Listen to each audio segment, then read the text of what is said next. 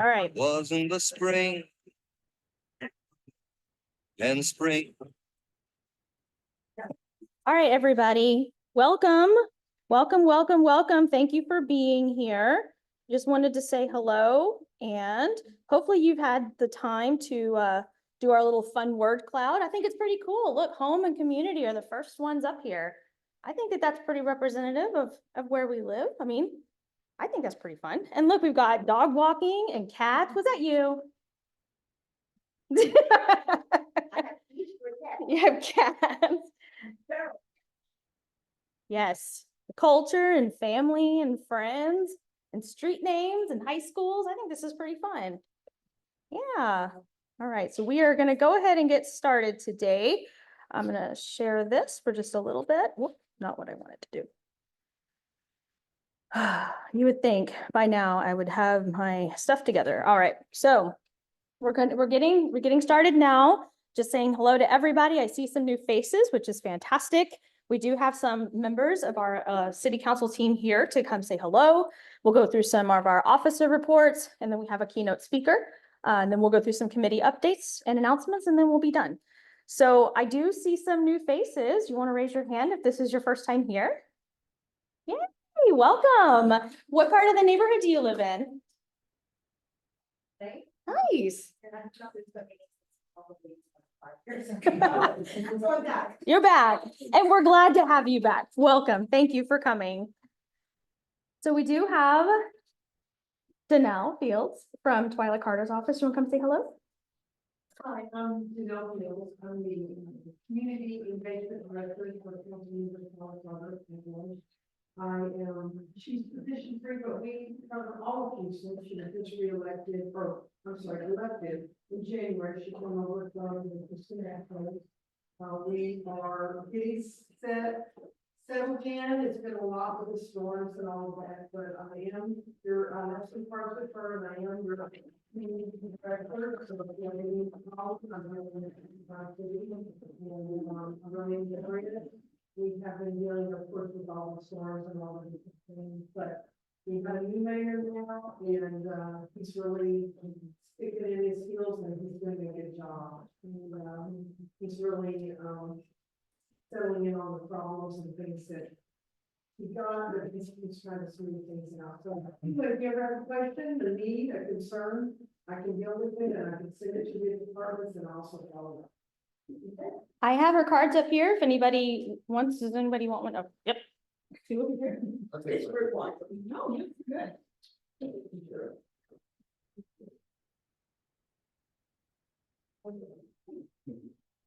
Anybody else? Oh, they're all up here. You can come by whenever and get them. We'll leave them up there. All right, so we're not going to have HPD or precinct 6 come today, but I do want to make sure that I at least share the numbers so that everybody has them.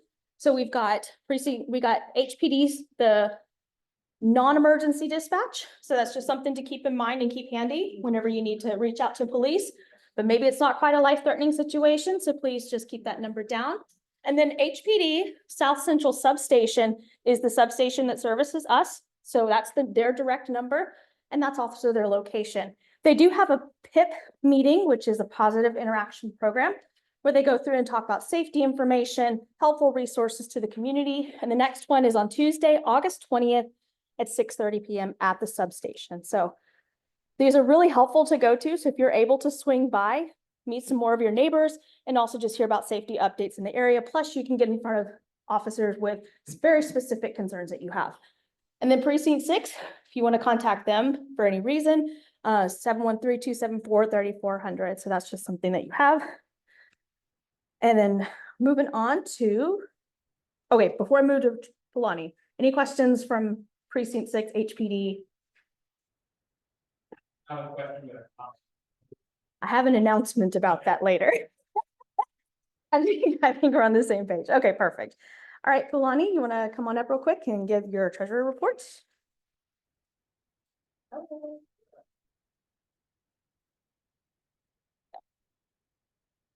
Hi, everyone. Nice to see everybody again. It's been a couple of months already, huh? Anyway, our current balance right now is $23,606 23,606.64. So 23,606.64. That does include our accounts and everything's been cleared. I don't have anything additional, but if you have any questions, just let us know. Thank you. All right, perfect. And then Everett, you're going to be. Okay. Okay. There you go. All right. Good evening, everyone. I'll go through the June meeting minutes.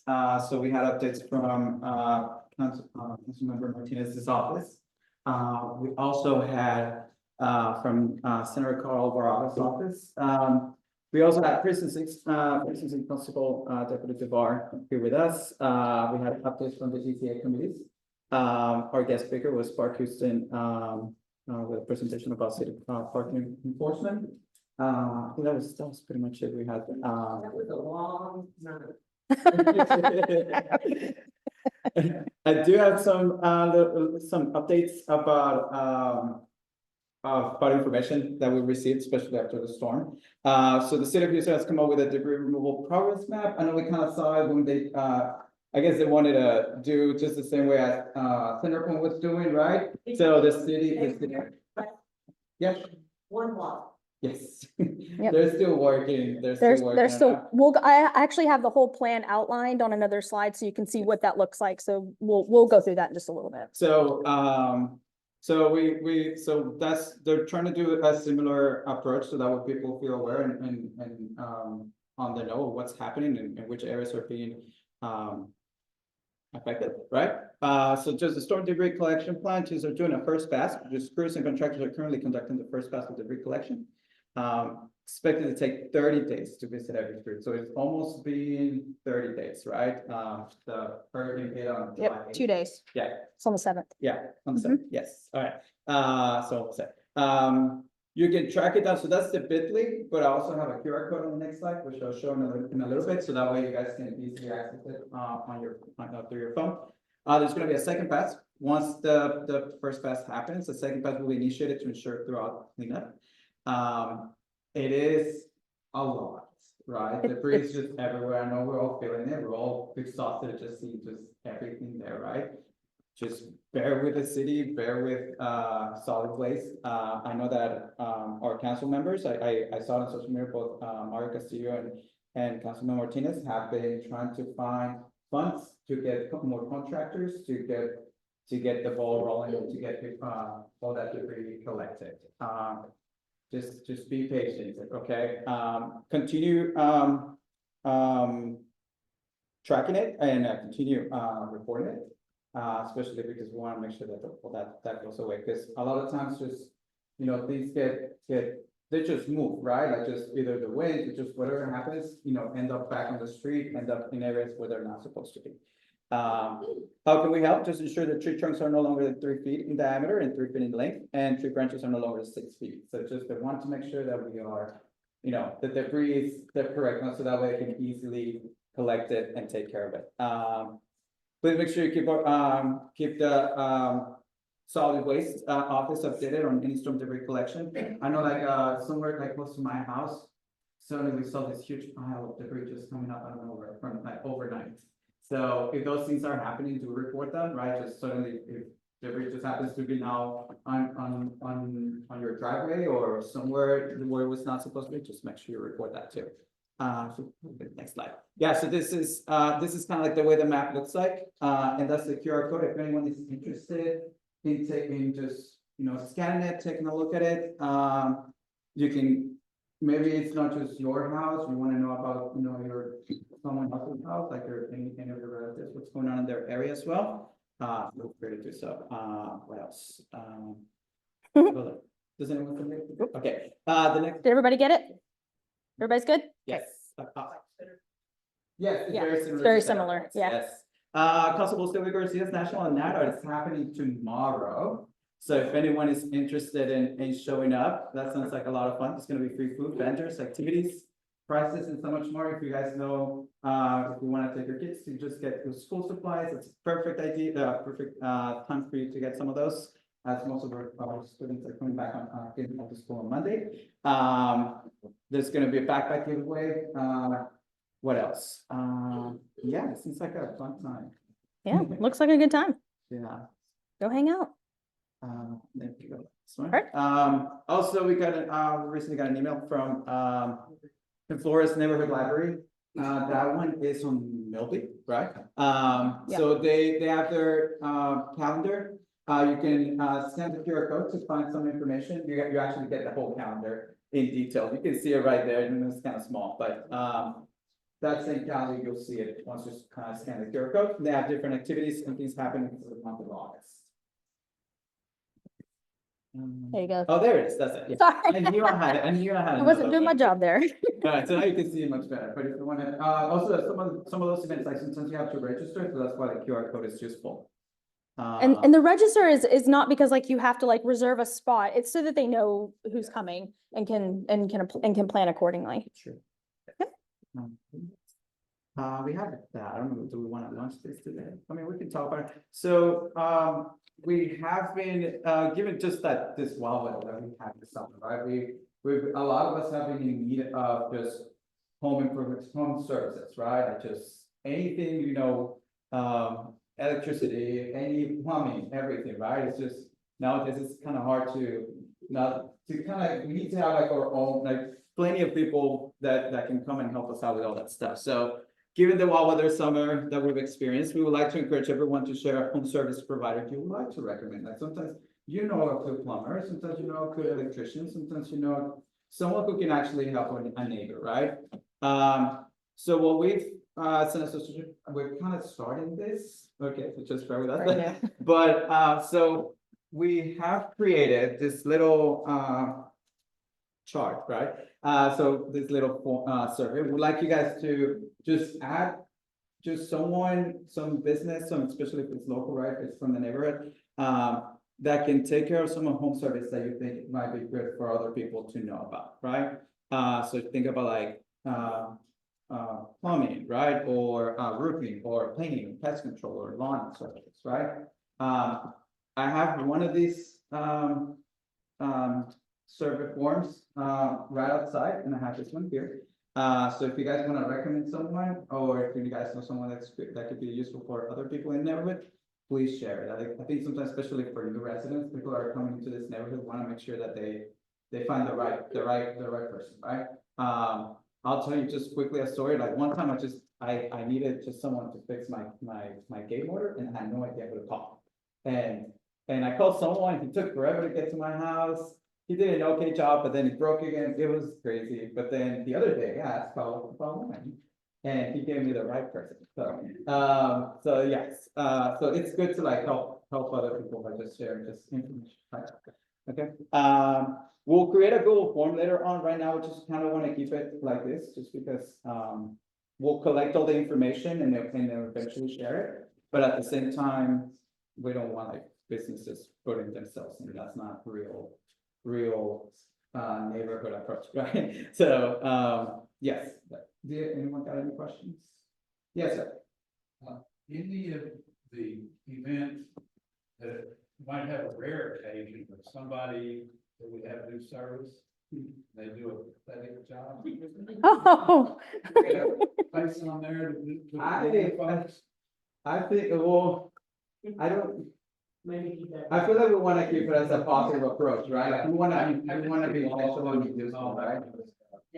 Maybe if you have a bad experience with somebody who's on that list, whoever manages the list, maybe we just pick. So how about this? If there's somebody on the list that you've had just a really negative experience, why don't you email the Civic Association and we'll review the list from there.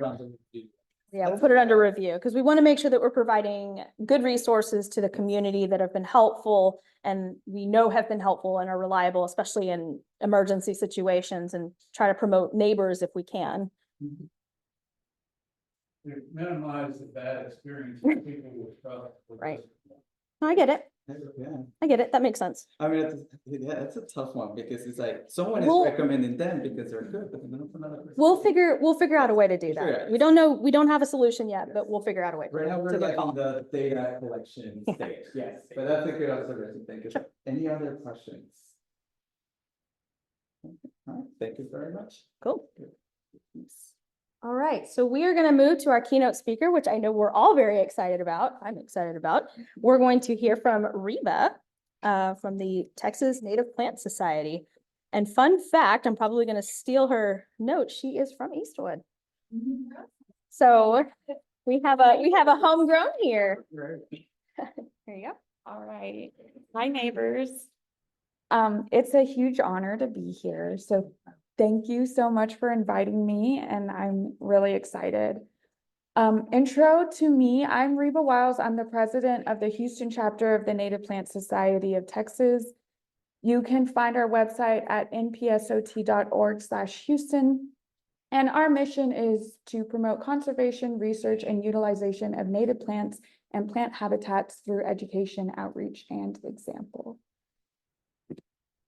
So I'm sure that y'all already kind of have an idea of what native plants are and why, and some reasons to use them. That's why y'all invited me. But just so we get on the same page, there are various definitions for native plants. You can look at it through an ethnobotany lens, or you can look at it through biochemistry. But a catch-all definition would be a plant that grows without direct or indirect human intervention. And some of the reasons is to support wildlife, your bees, birds, butterflies, pollinators.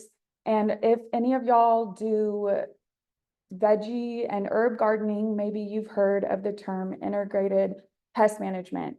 And native plants, it basically means using a multifaceted approach to deal with garden pests.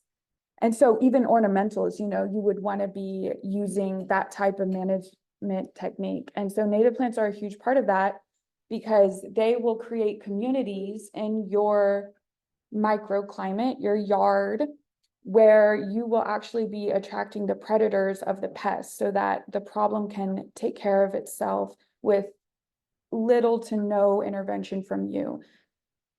For the most part, native plants are low maintenance because they are supposed to just thrive here. Of course, it gets kind of complicated when we talk about how humans have impacted our environment. So if we're talking about parking lot islands, there are native plants that grow there, and it's a good idea to look at native plants, but do keep in mind that in some situations you will have to do some maintenance. And also it's a matter of taste. So you get out of it what you put into it.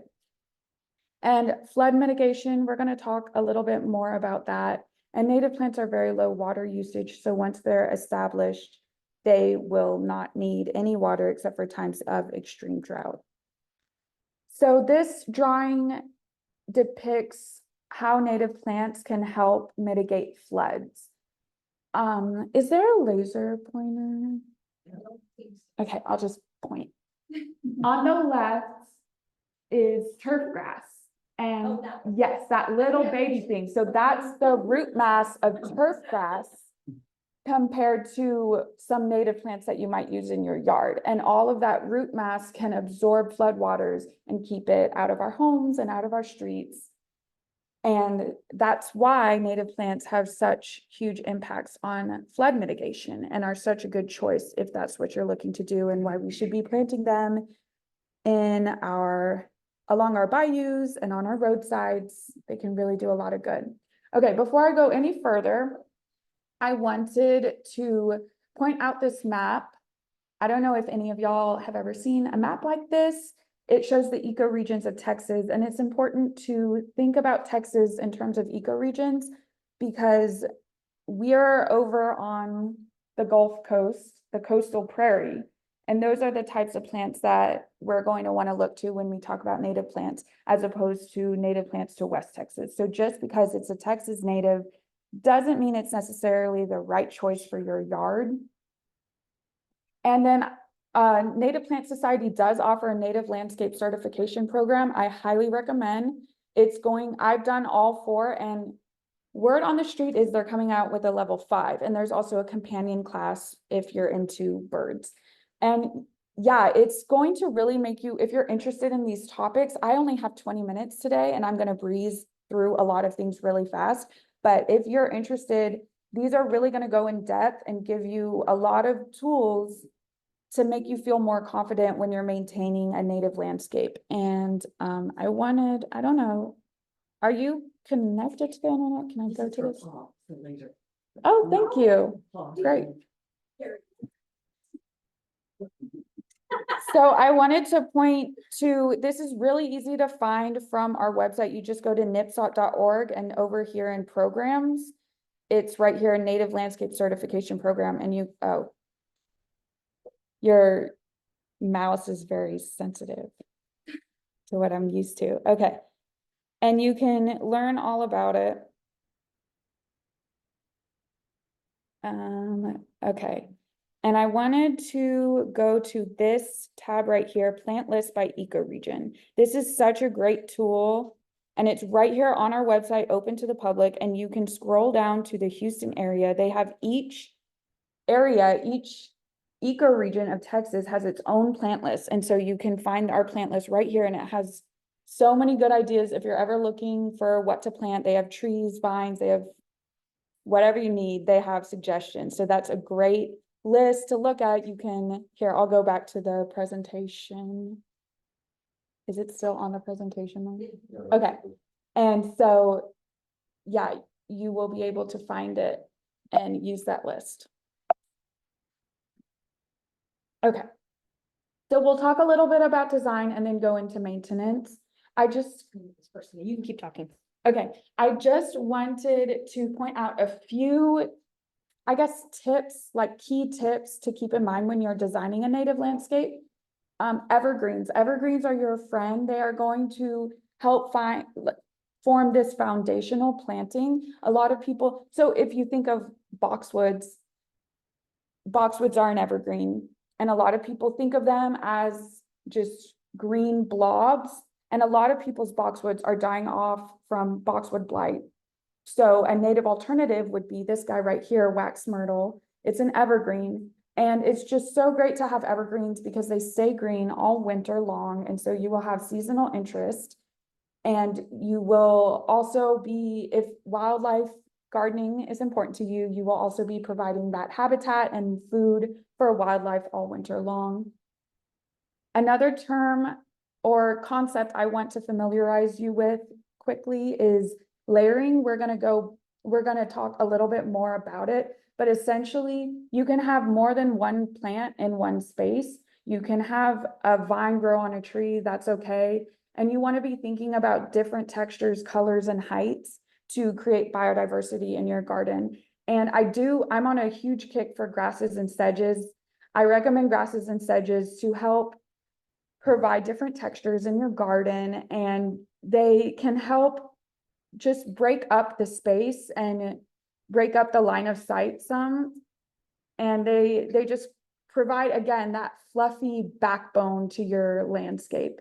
And also if you're doing dense plantings, then that's going to reduce the maintenance because you don't have to constantly try to make just one thing grow in one place. You can plant something there that will fill the space so you don't have to maintain it over and over again. And pathways. A lot of people forget to put pathways in their garden, but you need to access the space. And the pathways also, again, they break up the line of sight so that it shows your neighbors that your space is intentional, and it makes them feel safe and it makes you feel safe. And it's a great juxtaposition between the green space and the walking space. And you can do a hardscape pathway like this one. This is a garden in the Montrose. Or you could also just do a weed-eated pathway or a mulch pathway if you're looking for a cost-effective one. So landscape layering, we'll talk a little bit more about that. If any of y'all are familiar with permaculture, this is a concept borrowed from permaculture, and permaculture is a good thing to look into if you're into native plants. It definitely goes hand in hand with native landscaping and native plants. Permaculture has 7 layers that they teach. For native landscaping, we don't have a number of layers, but we just have different types of plants with different habitats that you can all bring into one space. And of course, remember that your soil is it's made up of microbes and bacteria and fungus. So try not to kill that in order for your plants to thrive. And by the way, I'll be available after for any questions. I'm sure that y'all are gonna have some questions because I am going through this really quickly. But we'll talk about maintenance. So the first thing I want to bring up about maintenance is that, well, this meme down here, the only difference between a flower and a weed is a judgment. I love that because it really, you're entitled to your opinions. You're allowed to like what you like and not like what you don't like, as long as there's a reason. So IDing the plants that are in your yard really will help give you that confidence for why you're making the decisions you're making. So I do recommend getting a plant ID app and IDing the plants that are in your yard to help you make these decisions. I like iNaturalist. There's also Picture This. It's the other one that I use to cross-reference. I like to use two and make sure that I have the right ID. So that really just, you no longer need to be calling up a botanist to come to your yard. You have it right. If you have a smartphone, you can do it right from your pocket. When you are pulling up these plants, say you've ID'd a plant, you've decided, I don't want this in my yard, it's invasive, I want to get rid of it. Make sure that when you pull it up and you leave that exposed soil, you're putting something else back. The best thing to put back is another plant because that's what's going to grow and fill the space indefinitely. If you don't have another plant on hand, at least put mulch down there to suppress the weed from coming right back. Try to find other uses for your yard waste rather than just throwing it in the trash, because you can save a lot of money if you compost it or use it as mulch. You can also make a little brush pile just off in an unseen corner of your garden. We talked about cats in the neighborhood. Well, cats are really bad for birds. I love cats, but they're bad for birds. They are eating the toads and anoles, which are eating the mosquitoes. So those brush piles are going to give them some habitat and an area to hide from the cats. And then weed eaters are your friend. The more you can weed eat in your garden, the less you have to actually bend over to pick the weeds. So it is great to be able to weed eat the edge and have just a crisp edge. Again, that signals to your neighbors that this space is intentional and I'm maintaining this space, and you don't even have to bend over to do it. And if you get a battery operated weed eater, you don't have to smell the fumes or listen to it either. And it's okay to make mistakes. Mistakes are just lessons, right? So everybody makes mistakes. All new gardeners make mistakes. All old gardeners make mistakes. You just keep making mistakes. That's the best part of it, really, because that's how you're learning and growing. And with the mistakes are going to give you that experience to feel more confident doing what you're doing. Because we've all been there where we're like, oh, I pruned this bush way too much. Well, it'll bounce back. Don't be afraid. It's going to be okay. And yeah, definitely use mulch in your garden. It is a weed suppressant and a thermo and hydro regulator. I wanted to talk about tree care because there are a lot of things that the professionals do wrong. It seems like all the professionals are mulching trees wrong these days. So do leave the leaves because, again, why would you throw it in the trash to have to go buy more product when you can have it right there? Mulching the tree. You don't want to do mulch volcanoes like what's on the right. Everywhere the tree has branches, it also has roots underneath. Did you have a question? No, like a orchestra. Okay. So the mulch should be covering the roots. Think of it as like a blanket that goes over the roots. And you don't want it to be up against the base of the trunk of the tree because that's going to make it collect moisture around there and it's going to invite disease with the moisture.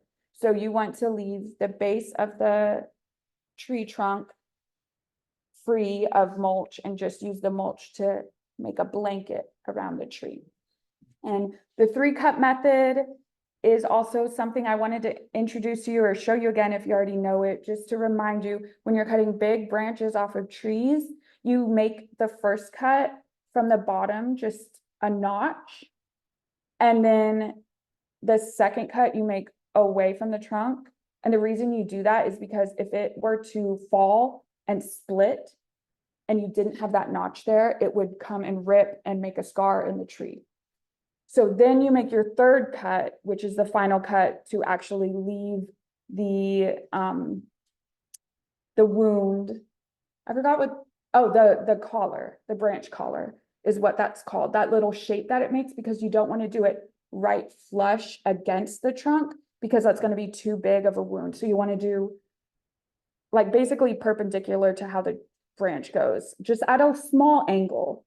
And you don't want it to be too big because then it will rot and that could invite disease. But again, it's okay. Mistakes are just lessons. And if you just do it once, the tree's going to be fine. But this is the proper way to prune a tree. Even about a 30-degree. Yeah, about 30 degrees. Yeah, you want a little bit of a branch collar there, but not too much. But again, not flush because that's too wide of a wound. The tree's going to have a hard time recovering from that. Don't get scared though. Don't be afraid to prune. It's going to be okay. And then young trees do need some supplemental watering while they establish. So just remember to water your trees after you plant them. So if you're wondering where to get native plants, here are some of my favorite native plant nurseries. There's Next Door Nursery, which is actually not too far from here near Hobby Airport. Green Star Wetland Plant Farm, some of these are really far away, like Green Star is in Manville, Audubon is way out west, and Morning Star is in Rocherne. But the fall and spring plant sales by Nipsot and the Arboretum, the Clear Lake chapter also does plant sales. Those are some great places to get great deals on local native plants. So do subscribe to our newsletter, and we always have our plant sales in our newsletter. Oh, I should have put a slide about this. We do have our Wild Skips workshop coming up October 5th. I don't know. I should have planned ahead. Okay, yeah, sounds good. That's our Wild Skips workshop. So we'll have talks, and then there's also a plant sale for that. And then I have another link here. Sorry to like bounce around. It's a little bit, but these are really important resources that are on our website open to the public. So we have this native plant guide on our website. You just go to nipsot.org/Houston, and it's right here under native plant info. Yeah, so down here, there's list of local sources of native plants. And it's not completely up to date. It's a volunteer who keeps this up. So it's not always up to date. Like the John Ferry Garden, I don't think is called that anymore. It's called something else. But yeah, you can find a whole bunch of resources right here on our website. And then for the rest of that, how am I doing on time? I just had a few that I wanted to briefly introduce you to. Just, they're not even necessarily, I mean, I have so many favorites. And yeah, so I just wanted to kind of show you some things. Here's some examples of evergreens. Of course, there's the Yopon holly, which is evergreen. And in this picture, it's a big tree, but it's not always that big. And then there's, of course, the dwarf variety of Yopon holly, which horticultural varieties are not technically native because they were made by the industry, but they still are checking off a lot of the boxes as far as the benefits of native plants. So the dwarf Yopon, you know, is just a little shrub. If you see them, if you ever see those round balls and parking lot diamonds and stuff, those are the dwarf Yopons. I love Yopons. They're evergreen, source of caffeine too. So that's kind of fun. If you ever run out of coffee or tea, you can make tea out of the leaves. And then the possum haw holly, its cousin, which is deciduous, that is just such a beautiful show in the winter time. And you can see a good stand of possum haw hollies at the Buffalo Bayou Park outside of the cistern. You'll see them in the wintertime just covered in berries. And then some other evergreens to try are wax myrtle, which you saw earlier, cherry laurel, coralberry, which is more of a short shrub, and Virginia sweetspire is semi-evergreen with some fall color. This is probably my favorite bush because it thrives in the shade. So if you're looking for something showy in the shade, these flowers, they remind me of tiny ballerinas, and they're all over the bush. And that's sort of in the springtime and summertime. And then in the fall, or starting right now, really, you get the show of the purple berries. And then other things, other examples for the shade, if you're looking for something to thrive in the shade. I know a lot of people think of shade as problem areas, but there's actually a lot you could plant. So there's false indigo bush, red buckeye, Mexican plum, elderberry, just to name a few. I mean, there's so many. Come ask me afterwards. And then this is one that y'all probably recognize, Gaillardia. It's also called firewheel or Indian blanket. And this is just a good example of just something that's just impossible to kill. And it just thrives in the parkways and just sidewalk cracks.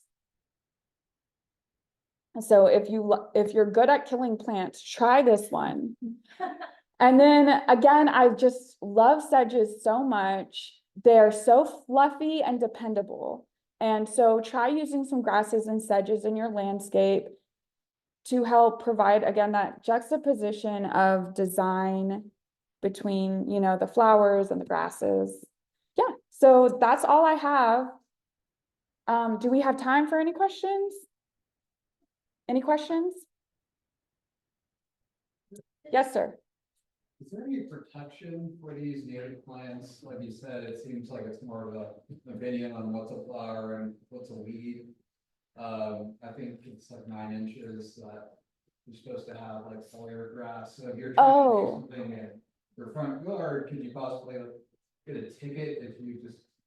Yeah. Oh, you can answer that? I can answer that because one of my neighbors didn't like my native front yard. But as long as you can show that they're natives, you don't have to have grass. I can't have grass because I have a oak tree that's about, and it takes up my entire front yard. I mean, I've got literally roots in the backyard from the oak tree. And it's in the 40 feet right away. But more so than that, it has to do with the actual plants. And so I was gonna get a ticket, and I just had to register as a wildlife yard. And that's all you have to do with the city. It takes a little while, but that's it. Yeah, so she's referring to, I forget what it's called. yeah, like a wildlife habitat, like you register your yard as a wildlife habitat with the city of Houston. You don't have to have grass. Yeah. And I would also just recommend like starting the conversation as a neighbor and just try to explain it You don't have to have first. grass. The feral cat colony. Yeah. But there is a way, if it comes to that, there is a way to certify your yard with the city of Houston that it's a wildlife habitat. And there's just a few rules, like they don't want you to have bushes right next to the sidewalk and stuff like that. But again, you could probably, it's more of a personal conversation. I also know that the lady who was doing that, she moved, but now they have somebody else who is doing it. So just look up on the city of Houston. They Yeah, do I that. haven't had any problems once I registered. Yeah, Interesting. Thank you. yeah, there is a program in place. Yes. I have some trees that I got from the Trees for Houston, given away a while ago. But I haven't been planting, I had them for a while, they're in the buckets that they gave to us. When should I be planting? That's a good question. Not Not now. You could, and you could be okay, but yeah, wait till early October. October is like a really good time to plant. If you can wait and keep it watered till October and keep them alive, that would be really good. Is October a good time to start any planting for the fall or? Yeah, for our area, yeah, October is a good time. You could probably get away with late September, but then we might have a hurricane, you know, like that's kind of when hurricanes come too. Yeah, there's so many questions. Was there somebody over here who was like a long time ago? Yes. Oh, sedges. So the term for grasses and sedges, the catch-all term is graminoids, just a nerdy word if you want to whip it out. But carex is the genus of sedges. So have you heard the term sedges have edges, rushes are round, grasses have knees when no one's around. So sedges have edges. Yes, that's like a term that we all, because it's like, is this a grass? Is this a sedge? Is it a rush? Well, you look at the blade and the grasses have knees. They have bends rather, and sedges have edges. So it's kind of like this edgy blade. Yeah. Yeah. That's what a sedge leaf looks like. Those are both sedges. That's like the full effect of Cherokee sedge, which is an evergreen. And it's just really hardy. Yes.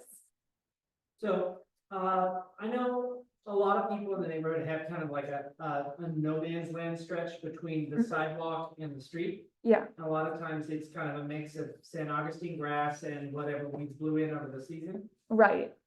If you were to want to try and replace that with something like a native pollinator friendly ground cover, like a frog fruit or salvia, is it best to plant just seeds in that existing grass? Or is it better to go down to the rental tool place and like scrape everything down to dirt and then reintroduce?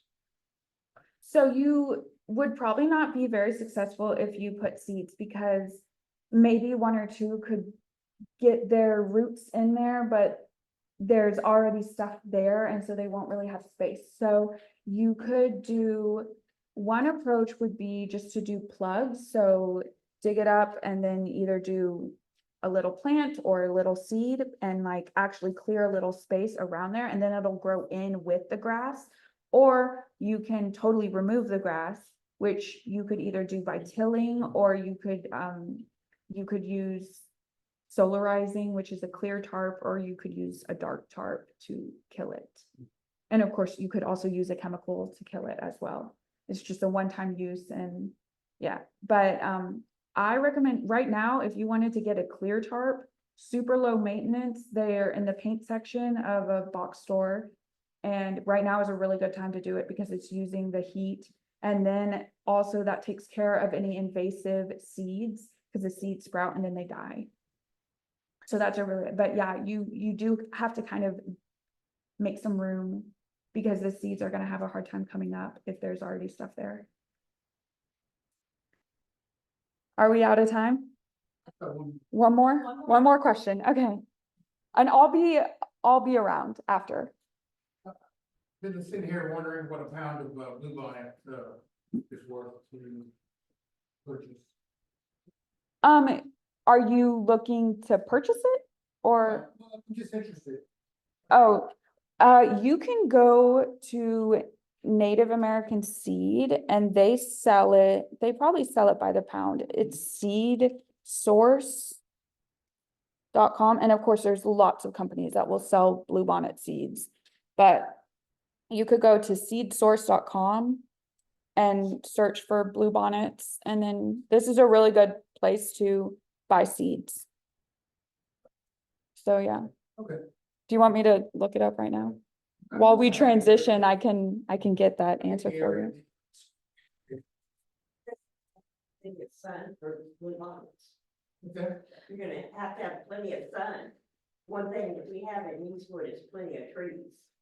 The other thing about bluebonnets is that they are kind of a first successional plant. I didn't really talk about succession, but they basically need disturbance to survive. So they are kind of more high maintenance because, again, they're like after a disturbance, they're the first one that comes. You know, so that you kind of need to constantly disturb to kind of keep them going year after year. You could have them for 1 year and it'll be great, but unless you disturb and reseed, they won't be back in that type of abundance the next year. But yeah. Whoa, $59, that's a lot. That's crazy. That I was not expecting that, but yeah, to answer your question, that's that. Okay. Okay. Thank you. Yes, thank you all so much. I really want to express my gratitude.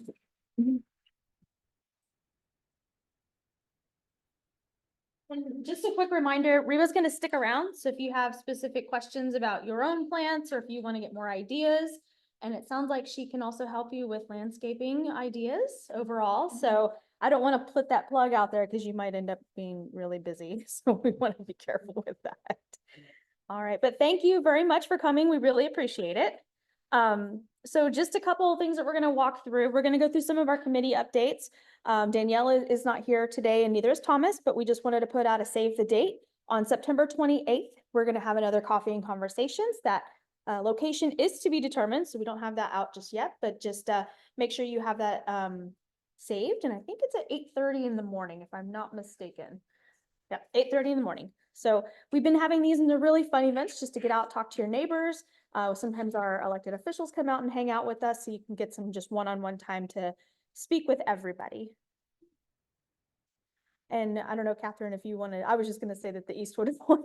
So our committee for communications committee, I'm sure you guys saw, you should have received a digital version of the Eastwood Voice. The communications committee has done a really good job of putting that in digital form. It's on the website. You should have gotten it over email. And also there are paper copies outside if you want to just grab one on your way out. In addition, there's a couple locations that you can pick one up. Bohemios, Coral Sword, and Segundo Coffee, if I'm not mistaken. Ironworks, just Ironworks. So you can pick one up, tell your neighbors about it if you want a print copy. So on trains, I just wanted to give just some helpful context and information. One of the things that I wanted to share that I don't know if I've ever really shared before is 1,000 first responder calls are rerouted each year because of the trains, because of the stop trains. And the national average for response time from our first responders is 6 minutes. And in the East End, it's 12 minutes. And just to add a little context of what that means, your house will go up in flames in 5 minutes. Your house will be fully engulfed in flames in 5 minutes. Your house will be burned down in 30. So you can imagine that if you're trying to wait on a first responder or a fire truck and it stopped and it's going to take 15 minutes to get there, your house is halfway burned down. So just a little bit of context. And also the brain can survive 5 minutes without oxygen. So if somebody unfortunately passes out, that's how much time that it takes to get there. So you can imagine if somebody's stuck by a train, an ambulance trying to get to them takes 12 minutes. What does that mean for a person who's waiting for that ambulance? So this is just some points of context of why we work so hard to advocate for what we advocate for. And the railroads admit that there are problems. They talk to us about this. We hear this all the time from the Department of Transportation. It's a very serious problem. It's not isolated to the East End. It's throughout the country, but it's magnified here because of the complex railroad infrastructure that we have with all of the different lines that run through. And so when you have the railroads admitting that there's a problem, you have the FRA admitting that there's a problem, that's just something to keep in mind. So we are continuing to collaborate with all of our officials to try to find relief to this. Everything from grade separations to trying to get shorter, seeing what we can do to get shorter trains to help, add fines for blocking. I know that that's something we've been trying to get some things going on, but that's all going to take an act of Congress to take care of. So we're just trying to provide the relief that we can to our residents. The next week show with John Oliver back in April, you profiled a Sure. great explanation of what is the problem with the train, why it's existing. Mhm. It did actually have somebody from a Houston area, not ours, but talking about the problem. Right. And it was just a great 15-minute lesson on why do we have this problem Yeah. and what has changed over the years. Yeah, so once a year I give a refresher on our specific trains, specific information, but I don't like to bog everybody down with only trains all the time. I'm happy to talk about it with you, but I'm just sharing a little bit of reminder of why we are working to what we're working towards. I say that because I don't think people understand the severity of what is happening and how it's exponentially gotten worse since 2020. And it was a certain way 30 years ago, which is probably tenable, but now it's not because the trains are going to increase by 200% in the next 20 years. And you can imagine how long any project takes to get done. That's a lot of trains to double in that time frame. So that's just something to keep in mind. I saw your hand up I first. was gonna ask you, can you give me a tease of what John Oliver, what do you remember about his book?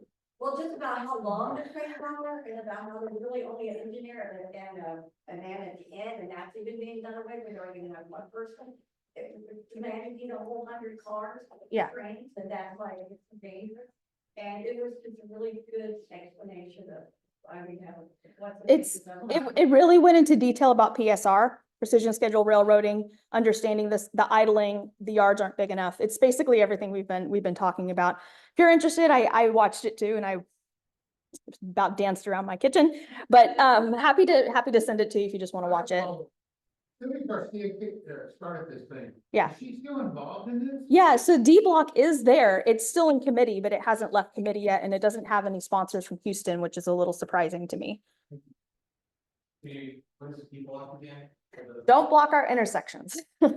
There was the rail safety, I mean, this is getting way too much into it, but we can talk more in detail about what was there, what's not there anymore. What D Block is there, that is sponsored by Sylvia Garcia. She did write that, but it would help keep. Frank is back there. Hi, everyone. I'm Frank from Congressman Billy Garcia. Something that, I'm not sure if some of you heard, but the congressman was able to bring down $36.9 million to build some underpasses in our neighborhood, go under the train. Some of the areas where that train will be built at are, Commerce and Navigation, and York near McKinney, and other locations. We're not in stone yet. They're still trying to figure out where's the best, the best intersection to get that done. And it's still work in process. The money did come down, so we're working to get that as soon as possible. Please keep calling our office if, you see the train, or if you take call, Union Pacific, call our office as well, send us emails, we want to hear. A lot of you have my, cell phone number, but I have to change because it was published online. So I was getting like 200 calls a day. But I have your number. Please call our office. The train hauling is something that Congresswoman is really upset, especially after Daryl. A lot of the line workers were not able to get through because they were stuck. And a lot of the workers come from other states, so they don't know how to get around it. I saw it myself, and it's a big problem that she's working on it. I give her weekly updates because I live in the East End by land trip, and I told her, Congresswoman, I get stuck every morning, which is why I'm late every morning. So she's aware of it, and we're working on it. Sure, and then there's. Yeah, so I have two questions. One is I'm curious about the last bullet point, and then if you could just talk about that a little bit. And my second question is when reporting stop trains on the federal website, I see a stop train and then I go around it, and then when I report it, it's selecting the time that it stopped. I get a little perplexed, like, well, Sure. I only saw it, I don't know how long it was there, I don't want to under-report it, I don't want to over-report it. What's the recommendation? Just put your community impact, just put your impact. Like if it's just a few minutes, like if you can put the lowest one, it's fine. We just want to be able to document that it happened. Sorry. No, I was just gonna say, so it really doesn't matter how long it's been there, and that's actually kind of a good thing, but It does and it doesn't. It Like if you doesn't. don't know, don't put 6+ hours if it's not, if Yeah. your impact's not, don't do that. But I mean, yeah, that's just something that if you were only impacted by 5 minutes, just put your impact specifically. If I see a train and I live between Dumble and Lockwood, Mhm. I just go to Emancipation and I'll look when I come back around, except if I'm going to CVS. And I'm not gonna sit there all that time. I'll just go to Emancipation and come back down Harrisburg. 9 times out of 10, the train's still there. Yeah, I mean, we had somewhere between a 12 and 16 hour stop on the Galveston sub, but just a couple I was out of town, so I didn't, but I know Clay and I were talking about it. So it's pretty substantial. And I mean, we shouldn't be a parking lot. There's one more question. I'm down on the way down to the wayside. Yeah, depending on the length of the train, you either have to go to Emancipation or Wayside, just depending on. See it. Particular to this one. So, just, I know we can. We can talk about trains all day, I promise. I'll give you my number and we'll talk about trains. But so just to kind of wrap up, I know I'm going to answer the second question in a second. I am still collaborating with District I on the quiet zone for the Galveston subdivision. They gave me an update that they're still working on it just today. So that's the quiet zone from Sampson to Hughes, which is a pretty substantial quiet zone in that area. We can go into details about that if you're curious. The Easton Rail Safety Task Force is meeting with the railroads on August 21st, if there's no storm. That's unfortunately happened to us once. We're continuing to see the hours-long blockages that we've always seen, and also the additional cameras to set up to help residents get information. What we found is, I'm gonna call you out, Paulette, I'm sorry. Paulette and Michael Kukuk have a camera that's pointed at a crossing, and we actually have that on the Eastwood YouTube. And what's helpful about that is people who are trying to get from the green line stop can't get through the train, and they don't know when there's going to be a train. So they'll go to the YouTube and see that there's a train there, and then they can adjust their route accordingly. So that's just one of the ways that we're trying to help in the best way that we can. But we also have other train lines out there. So we have somebody who may be interested at the townhomes on Kroger. So then we could potentially have that Leland crossing. And so if you happen to be trying to come through the East End and you'd be like, hey, save this, look at this real quick, and it's up and going, then you'll be able to know right away and adjust your route accordingly. And then we're starting to fill out the East Belt. I know Amy's had some ideas, but potentially the East Belt right there at Polk. So these are just ways that we're trying to get around the train as best we can with the resources that we have. But that's what that's about. So if you have a direct line to a crossing, a direct window, just give me a shout and I'll put that window to use. And then we do have, I don't know, Aaron, do you want me to speak to this really? Yeah. So home tour is coming up. It's a very exciting time. It's on October 19th through 20th. From noon to 5. I'm sure everybody has been to home tour, but if you haven't, it's a spectacular event. You get to see the history of some of these beautiful homes in our area, and you can volunteer, buy tickets, or sponsor down at the QR code below. So we do need a lot of volunteers. I'm just letting you know, Aaron's going to hit you up for the next 2 months looking for volunteers. It's a great event to volunteer at. There's lots of different opportunities there. And you're wanting to sponsor. And businesses, if you're looking to sponsor, you can get their sponsorship opportunities to help provide funds for this home tour, which is our biggest event of the year. All right, cool. So there has been a safety committee. There's actually most of our members are here. Sarah and I run this with Amy and Paul and Thomas. And what we do is we've been trying to this is a new committee for the Eastwood Civic Association. We've had a lot of fun with it. We've had over 500 311 requests. With that, what we were able to do is after the derecho, we were able to help prioritize Eastwood for cleanup. And then of course we had a hurricane come in, so that didn't really help that much. But so we were able to get Eastwood kind of prioritized on the list by all of our storm debris pickups, which was really fun. We started getting picked up before the Heights, which is not something I'd ever seen before. So I was pretty excited about that. We were able to get 2 parks cleaned up, which is really exciting in our area. We want to see, obviously, people using parks. We want to see that. We were able to get, I know Sarah, one of your requests resulted in all new drainage work on Rusk Street, which is pretty exciting because with all of the flooding that we're seeing, everything there. So we were able to get even new sidewalks, I think, on that street. So pretty cool. Land trip after the derecho, we did a lot of assistance on cleanup. And then also there's been an evaluation of Altic Street, which is a street that was having some problem with speeding, and it was just in deplorable condition. Now the city has evaluated it for speed humps and going to be redoing the street. So these are just things that we're trying to do with our committee. And so you're welcome to take part of these 311 requests. It doesn't have to just come from us, but if you need something escalated, submit a 311 request and let me know. And I will gladly send it up to our officials so that we can get that escalated. But these are some of the things that our committee is doing. Any questions from there? Yes. That situation at Blandford was pretty pathetic. Yeah. Did that get reported back into this? School district? It did. It did. Yeah, it was all. Tree that's on the fence, Yeah, that tree finally got cut. Yeah, that was pretty bad. All right, so just, we talked a little bit about this, but this is some hurricane cleanup that is happening. I know Everett went through a lot of this earlier, so I'm not gonna repeat everything he said, but they are going through.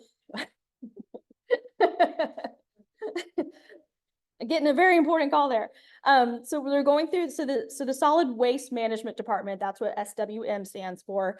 They're going through and completing their initial pass to evaluate where everything is. And then they're going to go through in the next 6, and after that, we got 2 days left. Then they're going to go through and they said, do a thorough cleanup of all derecho and hurricane debris. So please just be patient. I know it's not something I like either, but you know, we just need to try to be patient. Houston is very, very big, and we need to try to make sure we do this right. So again, just how you can help, you know, just make sure your tree trunks are no longer than 3 feet or no bigger than 3 feet in diameter, 3 feet in length. Tree branches are no longer than 6 feet, and debris is not placed within power lines. And something else that I would also recommend is if you have a ditch, please don't put your debris in the ditch. We already have some flooding problems, and that's just going to make it worse. So if you happen to have one, please don't put it in the ditch to try to help with flooding issues. I saw you raise your hand. Well, I think we have a problem on Park, because the people who live on Park have a tendency of not putting their debris on. Are they still putting it in They put it in the Esplanade? the Esplanade, and then it kills the grass. I mean, Park right now looks terrible. Obviously, some of it is the trees, because we've lost a couple of trees there. But a lot of it is also the people who live there throw their stuff. Sure. There's paint cans and stuff like that out there right now. So we'll get to that, but if you would you submit a 311 request and then send it to me? I'll probably get it anyway, but I want to make sure that I send that to the city and have that addressed specifically. It's the whole thing. Looks tacky, and I mean, it's hard enough with a lot of trees to get grass to grow, Sure. but there was grass there, and there's not gonna be any grass. That Clay. I just wanted to give a little shout out. I'm not a big app person, and I know a lot of people don't like to download a bunch of different programs on your phone, but the city of Houston actually has a really good one when it comes to solid waste pickup. It's called HPX Collects. It has been worth every megabyte that it's taken up, because it will do a push alert on the days that you're supposed to take your heavy trash out, or your junk waste or your tree waste, and say, hey, reminder, tomorrow we're coming by to pick up your tree waste. And the last month, they've been really good about posting updates of, oh, your street has been delayed. Please don't be alarmed if your trash is gonna take an extra day. We're aware of it already, versus, you know, so you can at least find out what's coming down the pipeline. If you don't know about it, I just wanted to spread the word, because it's been really helpful. One more thing I saw from solid waste management was saying to separate your debris into, you have like tree debris in one pile, a separate pile have like a fence that was down, construction debris. That's important. Some people, you know, have different stuff out, and I Sure. think that might delay it getting picked up if it's all. Just all mixed up. So just to make sure everybody heard that, just something helpful is if you have different types of debris. So tree waste would be in one area. If you have fence down or building materials in another pile, and then whatever else you might have. So then the tree waste can be picked up as however they do it. I don't know their system completely, but I do know that they say to pull apart the tree waste. We'll do the best we can. Okay, one and then you, and then we'll be done. All right. So I know a place that we could download an app. Do you know if this pickup schedule is affecting the heavy waste pickup? Because I think it was supposed to come last Friday, and I just never saw. You, you don't know?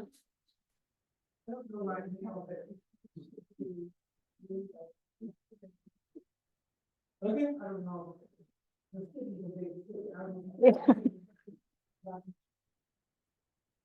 Okay, thank you. All right, and then last one, we'll move on. That's probably what happens, sometimes the cars are parked in front of the cops. Right, Yeah, I know, we don't wanna do that. and that kind of comes into what Clay was saying, is if you know they're coming, maybe move your car somewhere else just for that day, if possible, because if there's cars parked on the street, it's gonna impact that pickup happening.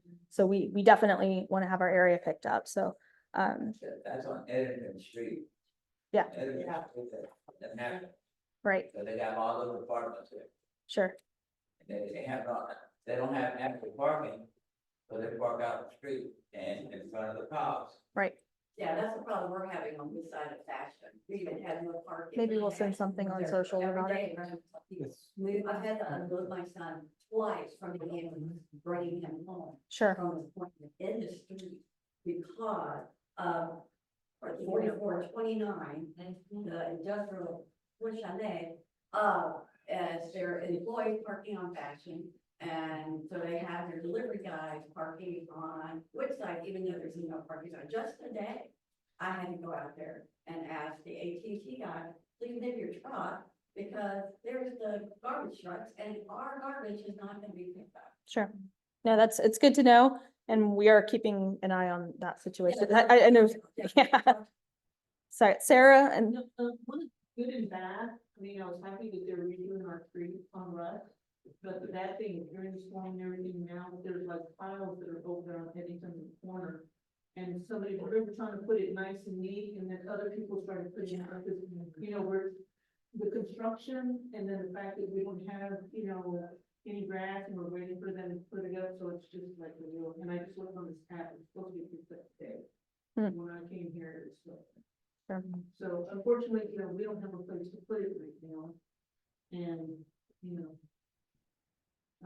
just let me know if it's not picked up tomorrow, maybe we'll escalate that. I just downloaded the app. Sure. Did you have one more thing? Just want to mention, one of my neighbors lost their dog right after birth. And I had some of these out and on the table out back. He was afraid of lightning and thunder, and he took off, and they searched everywhere for him. But he's a little. That looks like my dog. How long did you have? We do have a few things really quick, but we'll make sure that you have that. Make sure you have that available. Perfect. On the table. Perfect. And then, so just so that y'all know, you've probably seen this, Centerpoint is working with Solid Waste Management Department to come by, evaluate the trees. That's something that you've probably seen them. I've seen them throughout the East End. They're assessing and trimming trees around power lines, which should hopefully help us in the future with power outages. And just so that you know, your tree limbs and branches need to be at least 10 feet from the power lines. They're going to be their assessment mark. And if you have a specific concern about trees in your power lines, please contact Centerpoint. I put the number up here. Erin, you have a. Yeah, I just wanted to share because I know not everybody gets the messages. We got a voicemail from Centerpoint today saying they will be in the area this week working on resiliency and to expect power outages from 4 to 8 hours long. So just a heads up. Oh, that's lovely. Good to know. We've talked a lot about 311 before, but I just want to stress that this is really helpful. Anytime you have a missed recycling, trash pickup, illegal dumping, missed heavy trash pickup, anything like that, just as something that you're able to report. It's really, really easy. And I just want to stress like how much we've been able to accomplish by just putting in these 311 requests. And they're very, very helpful. You can report cars that are illegally parked. You can report like lots of different things that are available to you just to document and show the city that there's problems. So we want to keep on that 311 reporting because it is making a difference in our area. We've talked a little bit about the train blockages. We want to make sure that we're reporting that to the FRA. The last time I pulled our numbers, it was over 40% of all national reports are in the East End. So, so that's, that's what we're dealing. I'm sorry, go ahead. Yeah. Say, 311 in the system. So if you report it again, something else, you're still in the community, but 311, I know there's all kinds of views on that, but it does expedite that. So when I have to forward it to a liaison of the department or whatever, they want that 311 number, so I go in and I create that. So if you do have any problem, share the cards, I'm just gonna give it a minute, but I'll be glad to help you with the 311, because that really is important to get that number in there. Those departments want that. They really won't open up the case or anything without that, unless it's something, if, you know, a police Sure. or whatever, but they really want that. So, and it doesn't take that long. You can do it by phone, you do it by email. I mean, not by internet. You can email, there's a number to call. I really recommend the app. It's so easy to use. Okay, so moving through here, I do have a really cool super neighborhood update. Amy Erickson, who's here, we are starting our committee on the super neighborhood, evaluating parks green space for beautification efforts. So this is brand new. I'm saying I'm talking like we're just getting started on this.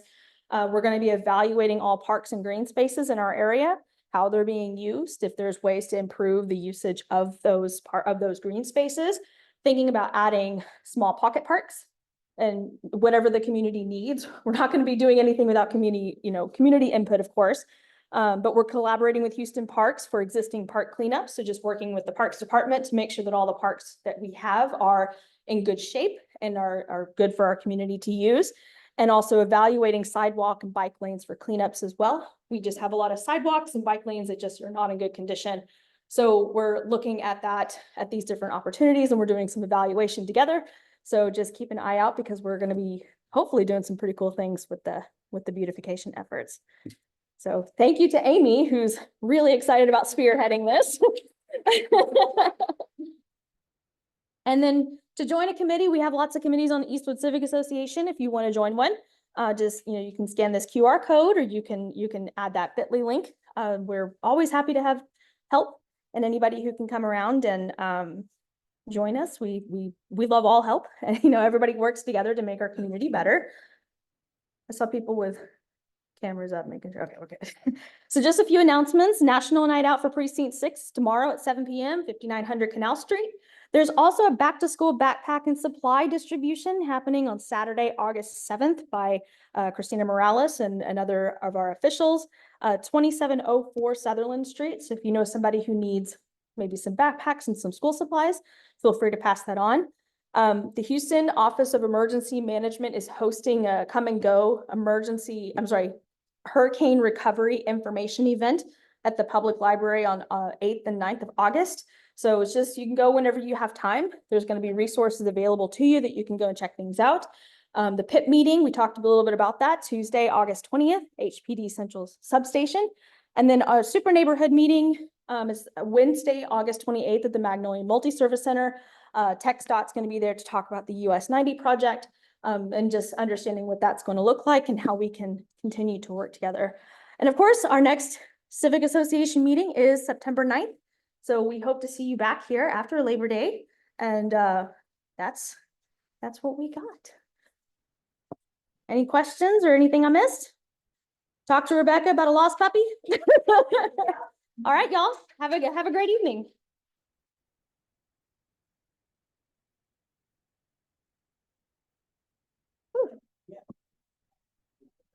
I want to talk to you about West Building improvement. Mm-hmm. I got with Came the FRA sun. the other day. Who would have believed you'd come along? I know there's rumors flying around of the project being. And